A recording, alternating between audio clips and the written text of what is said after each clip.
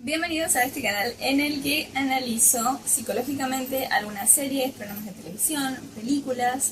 Hoy voy a continuar con el análisis de Los Simpson y específicamente voy a analizar a Homero porque tomé un capítulo que básicamente se dedica a él y vamos a tratar de dilucidar por qué se comporta como se comporta o por qué piensa como piensa. Obviamente son hipótesis, ya lo vamos a ir viendo a lo largo de otros capítulos, pero este es el primer capítulo que le dedico a él. Ya saben que el capítulo anterior, por si no lo vieron lo dejo por acá, fue analizando específicamente a Marge con su agorafobia. Y el anterior fue a ellos dos como padres. Así que bueno, vamos a empezar con este. Que en este episodio lo que tenemos es a Homero emprendiendo un nuevo proyecto quitando nieve. Y como eso es lo que le da como cierto estatus social en la ciudad y hace que sus vecinos lo amen. ¡Oh!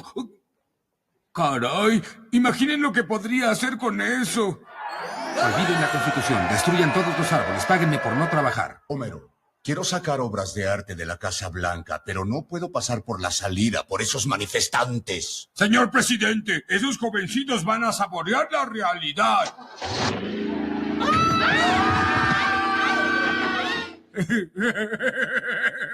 Vamos a hacer la primera pausa para hablar sobre esta fantasía que tiene Homero sobre esta máquina quitanieve y cómo podría ayudar al presidente para algo que necesita y termina atropellando un montón de gente.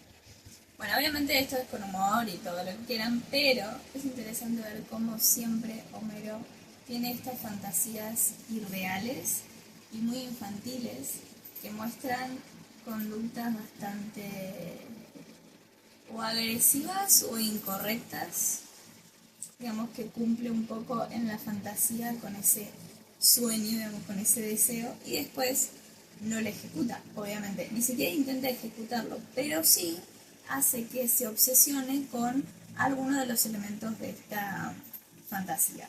En este caso, él se va a obsesionar con esa máquina de la nieve. Y si bien no va a querer hacer grandes proezas con esa máquina, sí que va a intentar crear esta empresa a partir de dedicarse a trabajar con esta máquina. Pero bueno, siempre tenemos como esta fantasía como disparador y me parece muy particular, justamente en él, que tiene una conducta tan infantil y tan inmadura, este pensamiento caracterizado por lo irreal y por lo distorsionador, que no tiene nada que ver con la realidad y que hace como una interpretación muy errónea de las cosas que vive o de las situaciones. Y entonces empieza a fabular cosas que podrían pasar en un futuro que claramente son improbables. Y se alimenta de eso en algún punto. Su motivación proviene de esa fantasía de alguna manera.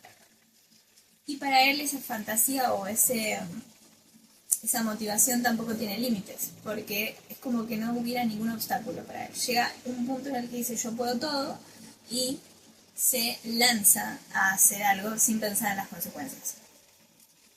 Ah, por cierto, no lo dije, pero tengo mi taza de edad. Nada menos Homero que tomar un té, pero bueno, para hacer juego con la serie. Esto es muy bajo. No tan bajo como mis precios especiales. ¡Ay, no! ¡Barredora Simpson! ¡Ay! Voy a perder mi barredora. ¿Papá, has pensado en comprar tiempo barato en la televisión? Mira. Ah, 9 cantos de marineros en 3 discos compactos. Bueno, hago otra pequeña pausa. Hago otra pequeña pausa para hablar de, bueno, este tema de frustrarse ante los primeros obstáculos. Él está intentando que aparezcan clientes que quieran utilizar su barredora, bueno, no utilizar, sino contratar sus servicios, y empieza a hacer publicidad, se hace una chaqueta que tiene como su nombre, bueno, no su nombre, de hecho dice Don Barredora, lo que quiere decir que ella tomó como una especie de alter ego, digamos, como que se puso ahí un apodo que tiene que ver con lo que quiere realizar, y también lo promocionó en la iglesia, y determinadas cosas, ¿no? Como que él va intentando sortear esos obstáculos y su motivación sigue alta, sigue alta, sigue alta, hasta que se da cuenta de que no obtiene clientes de esa forma. Y se empieza a frustrar. ¿Y qué es lo que surge en ese momento? ¿Qué pensamiento surge? Esto de que va a perder la barredora. Y podríamos decir, ¿qué le importa, no? Porque de hecho el capítulo inició con que él chocaba su auto y por chocar su auto tiene que comprarse uno nuevo. Y para comprarse uno nuevo va a un lugar en el que supuestamente le van a dar un descuento para no sé qué y termina encontrándose con esta barredora y se obsesiona con comprarla por esta fantasía que tuvo. Ahora, esto es sumamente infantil porque también podríamos decir como cuando un nene se emociona con los trenes o con los camiones de bomberos o ese tipo de cosas, como algo extravagante y diferente. Entonces no está pensando en un auto funcional, en un auto como el que tenía, en un auto que le dé buenas condiciones para poder transportar su trabajo, para llevar a su familia. No tiene nada que ver con el espacio, ni con la velocidad, ni con el dinero. No tiene que ver con ahorrar, ni siquiera con el modelo del auto. Tiene que ver con que es una barredora y él piensa, wow, voy a poder hacer este trabajo y se ve emocionante. Y ya. Y eso es bastante infantil. ¿Por qué? Porque no está pensando tampoco en el futuro ni en las consecuencias de eso, ni tampoco está pensando en que no la va a poder pagar y en que se va a tener que poner al hombro otra tarea, otro trabajo, que no es que mágicamente van a aparecer los clientes, que eso es con lo que se está enfrentando ahora. Su fantasía se está chocando con la realidad, que es que no tiene clientela y que nadie quiere sus servicios, básicamente. ¿Qué más? Tenemos estos obstáculos y lo primero que piensa es que va a perder la barredora. ¿Por qué esta obsesión? Bueno, él siempre se obsesiona con objetos, tiene mucho apego a ciertos objetos y emprende siempre nuevos proyectos. Por eso en muchos capítulos lo vemos como queriendo hacer cosas súper locas o emprendiendo en nuevos trabajos o talento, buscando como un nuevo talento. Involucrándose en cosas que no tienen nada que ver con su personalidad o que jamás asociaríamos a su persona. ¿Por qué? Porque va buscando como distintos lugares, picoteando distintos lugares para ver en qué lugar encaja o qué lugar resuena más con él. Y esto me hace acordar mucho a lo que pasa en la adolescencia, que básicamente las personas todavía no tienen su personalidad integrada, no tienen una personalidad estable. Entonces lo que empieza a ocurrir es que prueban en diferentes círculos, en diferentes roles adultos, porque esa es la transición de la adolescencia, es buscar un rol adulto, y empiezan a estar en un grupo de amigos y después en otro, y después en otro, y después en otro, siempre con gustos diferentes. Por eso a veces se obsesionan con una banda, otras veces con un deporte, con un estilo, y están buscando constantemente una identidad, una etiqueta que ponerse encima. Por eso también están estas tribus urbanas como los emo, como todo esto, ¿no? O hoy en día podemos decir los otaku, como que de alguna manera están buscando algo que les ponga nombre, algo que les dé nombre, algo que les dé identidad, algo que sostenga su personalidad, que todavía está muy fragmentada, por así decirlo. Y con Homero yo siento que pasa eso, por eso Don Barredora, el nombre de Don Barredora.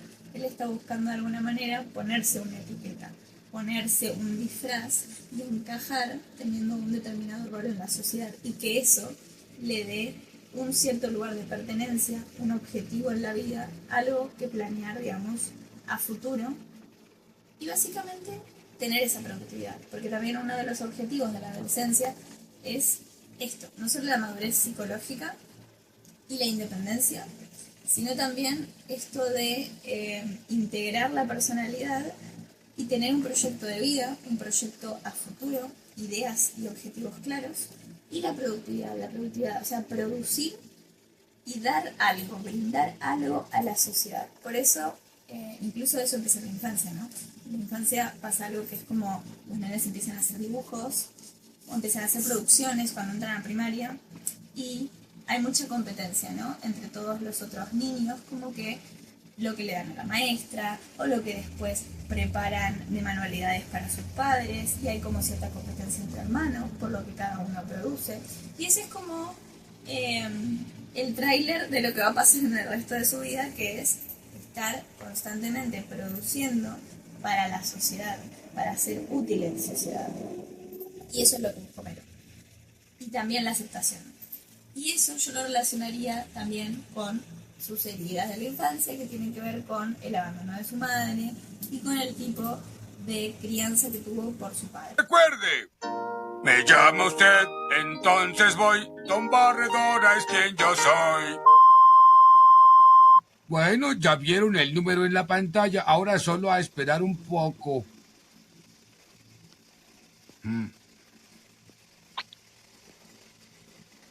Bueno, mientras vamos al refrigerador. Gracias, señor Barredora. Ahora puedo abrir la tienda en la noche. Adelante, vamos. ¡Ya no estamos prisioneros! ¡Somos libres! ¡Ah! ¡Podemos ir a donde queramos!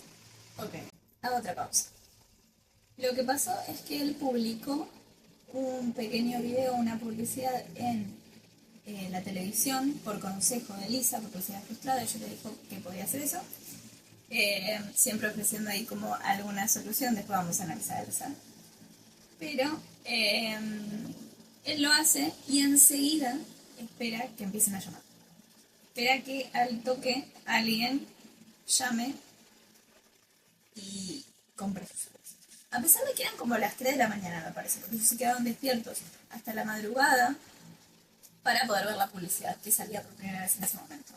Así que era muy incoherente que alguien llamara a esa hora, y también era incoherente que apenas era la primera vez que salía la publicidad y que alguien lo llamara por eso.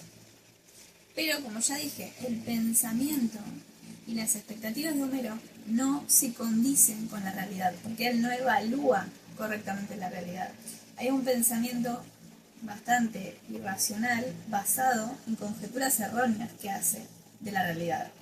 Hace una interpretación errónea de lo que dicen las personas y de lo que le da el ambiente, o sea, lo que le brinda el ambiente.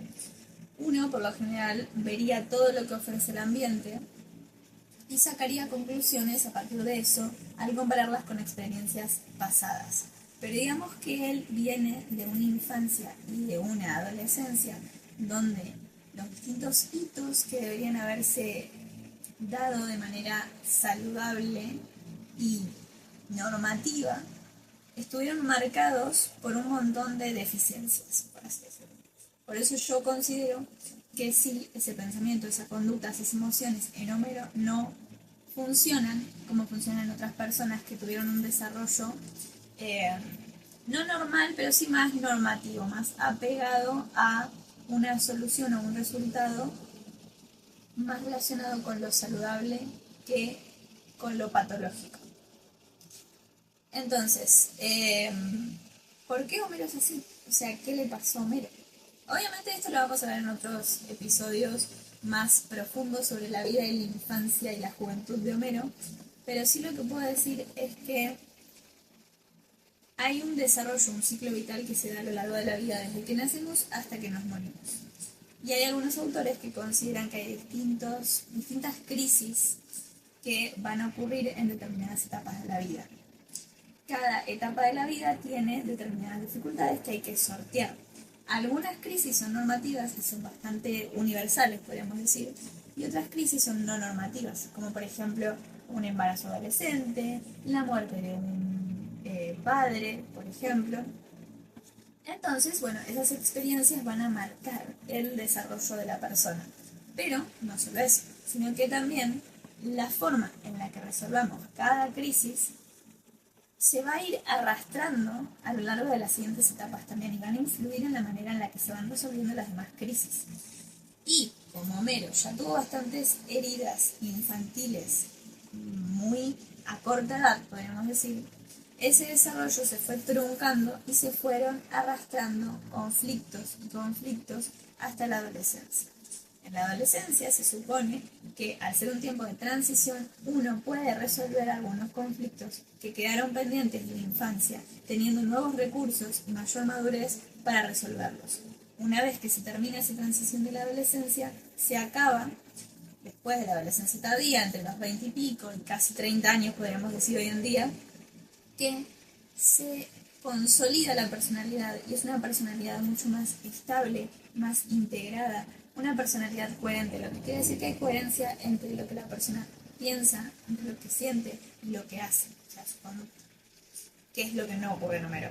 Y además tiene esta madurez psíquica y esta independencia y este deseo de productividad, bueno, no deseo, pero sí esta productividad y este camino, ¿sí? Este paso a paso que los puede llevar hacia un proyecto de vida, que para cada uno será distinto, pero que es un proyecto de vida que se basa en el razonamiento, no en lo impulsivo, que Homero es totalmente impulsivo por lo emocional, pero los proyectos de vida por lo general son basados en el razonamiento y son realistas. No proyectos de vida irreales, como por ejemplo, quiero ser astronauta y no hace un camino que lo lleve a ser astronauta, sino como una fantasía de quiero ser astronauta y está toda su vida obsesionado con que va a ser astronauta, pero mientras trabaja en un supermercado. Eso no sería un proyecto de vida en sí mismo, ni tampoco sería realista, ni tampoco estaría haciendo nada para cumplirlo, para llevarlo a cabo. Entonces, lo que vemos es que en una personalidad que se fue consolidando con tantas trabas, se fueron arrastrando conflictos y esto se vio favorecido por la falta de recursos a nivel emocional, a nivel afectivo, a nivel psíquico, y también fue determinado por la inseguridad, por la falta de autoestima, que también generaron esas heridas infantiles, que en el caso de Homero fueron el abandono de su madre, el engaño de que en realidad su madre lo había abandonado, no había muerto, como le dijo su padre. O sea, que él fue engañado y a la vez después se enteró de que fue abandonado en realidad. Encima fue criado por un padre que fue un esposo abandonado por su esposa. Un padre que era muy machista. Un padre que no le brindaba afecto ni lo guiaba por el buen camino, sino por el camino malo, digamos. Y tampoco le daba la atención que requería un niño. Y su madre, hasta sus, creo que 9, 10 años, era quien le brindaba ese afecto, ese cariño y, digamos, satisfacía todas las necesidades de cuidado y de afecto que podía necesitar. Y de un día para el otro, ella desapareció. De por sí la muerte de una madre, en este caso, o también podría ser un padre, es un antes y un después en la vida de un niño. No solo por el duelo como tal, sino también por la reconfiguración que tiene que hacer ese sistema familiar para que las funciones que tenía la persona fallecida pasen a estar en las manos de otras personas o que se reordenen de alguna otra manera. Por ejemplo, si el cuidador principal era la persona fallecida, esas tareas las va a tener que hacer otra persona. O este niño quedará a la deriva y tendrá que aprender a hacerlo solo, lo que es todavía más traumático. Entonces muchas veces la muerte no es el mayor hecho traumático, sino lo que viene después de la muerte. Además de todo lo que se relaciona con el concepto de muerte, la edad que tenía el niño, la forma en la que la familia se lo explicó, quién se lo explicó, cómo se lo explicó. Y por otro lado, lo que sabemos es que, como no estaba muerta, en realidad, el padre jamás le habló de su madre, obviamente estaba enojado porque los abandonó, así que hizo como si nada. Homero siguió como extrañando a esa madre y llorando a esa madre que había muerto para después enterarse que lo había abandonado. Que es todavía peor, porque resignifica y vuelve todavía más traumático una herida de la infancia. Y a veces el abandono, por supuesto, es mucho peor que la muerte. Porque en el caso de la muerte, sí, él había un montón de cosas que no entendía y de un día para el otro la madre desapareció, pero en el caso del abandono hubo una elección. Y de por sí lo que marcó a Homero fue todo esto de haber sido abandonado, de no haber sido prioridad para su padre una vez que su madre se fue, para no haber podido pertenecer o ser amado por alguien y constantemente busca ser apreciado o de tener un rol activo en algún lugar donde sea apreciado. Y perder cosas, como por ejemplo el caso de perder la barredora, era de alguna manera perder otra cosa, ¿no? Perder ya de por sí tiene todo un significado para él muy importante que vuelve a repetir esto traumático, ¿no? Y que angustia y que lo hace fracasar constantemente. Bueno, seguimos para ver qué va a pasar con esto. Ya va a empezar a trabajar con la barredora, lo van a empezar a contratar. Vamos a ver. Don Barredora, por hacer posible que la gente llegue a donde va sin depender del transporte público o compartir su auto, le entrego la llave de la ciudad. Ahí tiene, don Barredora. Cerveza de cortesía. Bueno, ¿qué es lo que vimos? Empezó a ser contratado por mucha gente. Las personas lo empezaron a ver como un héroe porque podían no suspender las clases, podían tener sus casas limpias y podían salir, y antes quizás tenían que quedarse dentro de sus casas y no podían salir. Digamos que ayudó a distintas personas de la ciudad, tanto a la escuela como al asilo de ancianos donde está su padre. Bueno, un montón de cuestiones. Le dan la llave de la ciudad y dicen que es un héroe y todos le aplauden. Y no hablan de Homero, sino de Don Barredora. Incluso Moe le da cerveza gratis y lo adulan, y todo es como tratar de que él los acepte. El tema es que esto engrandece su ego, obviamente, es una recompensa social, que es lo que lo buscaba también. Le da un rol activo en la sociedad que antes no lo tenía, o al menos no lo sentía de esa manera.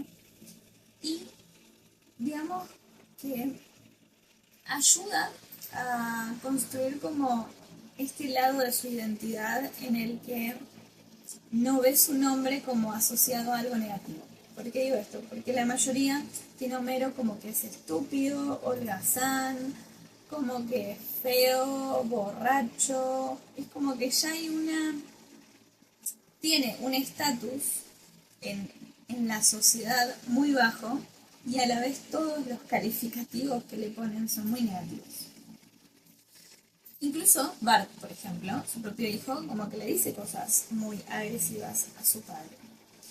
Entonces sí, lo que vemos es que ahora que todos lo adulan, todos lo quieren, todos se quieren ganar su respeto y su amistad y le regalan cosas y demás, obviamente eso engrandece sus egos, hace que sea, digamos, más narcisista, o que se porte más narcisista. Y esto tiene mucho que ver con este tipo de pensamiento también. Por eso hablaba de esto. El pensamiento dicotómico de a todo o nada. Porque hay momentos en los que él es el más grande, el más importante, el héroe, el mejor, que todo le sale bien, que es el más famoso, etc. Y cuando algo le sale mal o fracasa, es un perdedor, es el peor padre, es la peor persona, nunca va a lograr nada en la vida porque no sirve para nada. Es como que no hay grises. Y este también es un pensamiento muy relacionado con lo infantil y también con lo egocéntrico de la infancia, ¿no? Como esto de es mi culpa, o tal persona le pasó esto por mí, o gracias a mí tal cosa. Entonces todo gira en torno a él, tanto lo bueno como lo malo. Y en este momento él está en su punto más alto, pero cuando caiga, el descenso va a ser también muy, muy bajo. ¿El rey de las barredoras? ¡Hola, Homero! ¡Soy el rey de las barredoras! ¡Barney! ¡Me robaste la idea! ¡Descuida, Homero! No es nada malo, algo de sana competencia.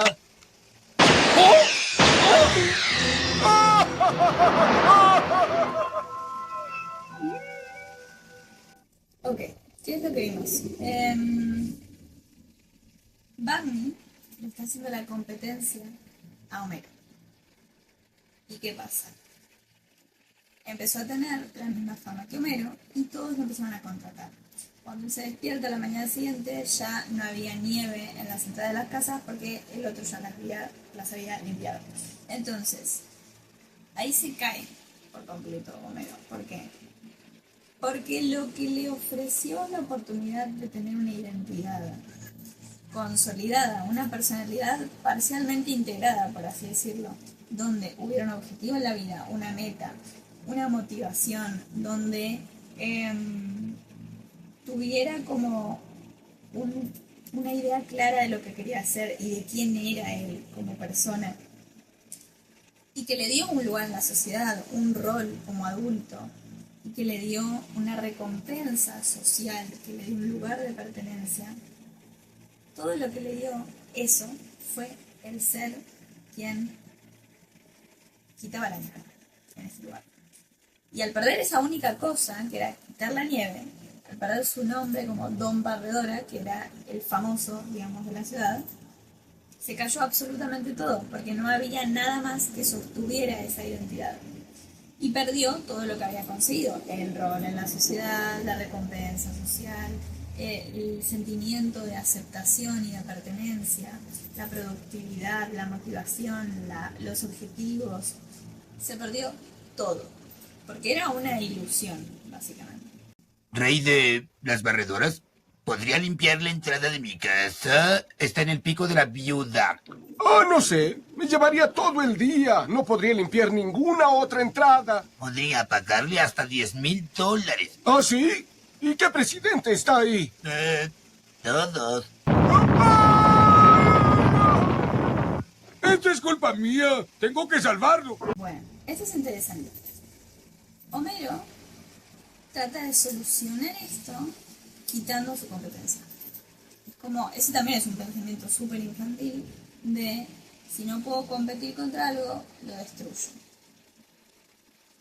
Y es lo que él quiere hacer, ¿no? Es como, bueno, Barney es mi competencia, entonces, ¿qué es lo que hace? Lo llama haciéndose pasar por otra persona, y como él sabía que el lugar al que lo quería mandar era un lugar peligroso, porque había avalanchas, lo llama, se pasa por otra persona, le dice: necesito que quites la nieve de tal montaña, de tal lugar, que hay no sé cuántos presidentes ahí, y él acepta porque hay gente famosa y porque le prometió mucha plata, y después Homero se entera por la televisión que Barney había quedado atrapado en esa avalancha que hubo cuando él fue a quitar la nieve supuesta porque Homero lo había mandado ahí. Y se siente culpable, o sea, dice: esto es mi culpa, tengo que salvarlo.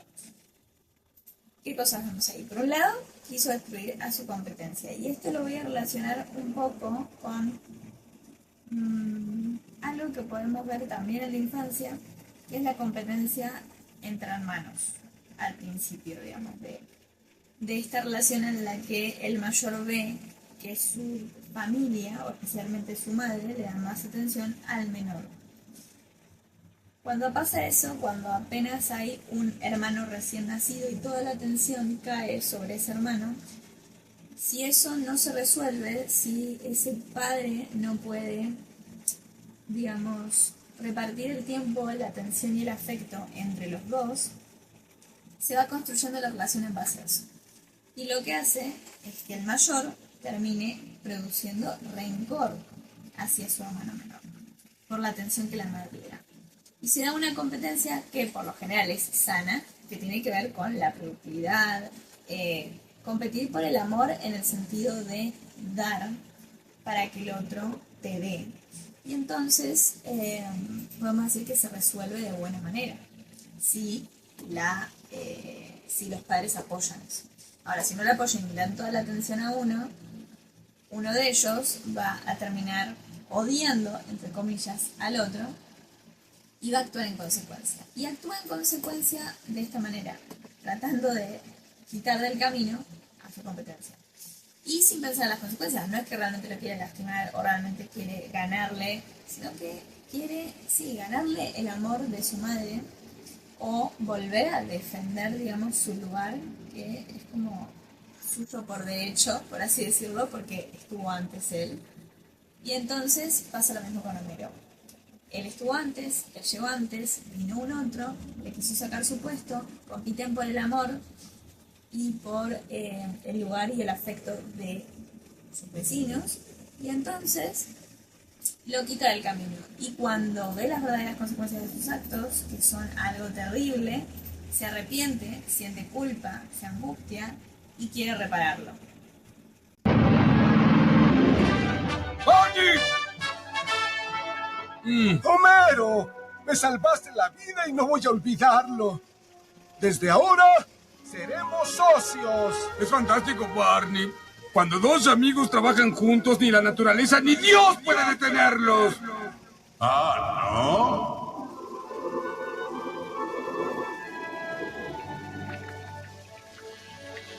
¿Aló? Sí, hablamos de recuperación de deudas. Solo llamo para distraerlo mientras le confiscamos la barredora. ¿Ah, sí? ¿Usted cree que soy un idiota? Vamos, Homero, ¿tienes salud? ¿Tienes a tu mejor amigo?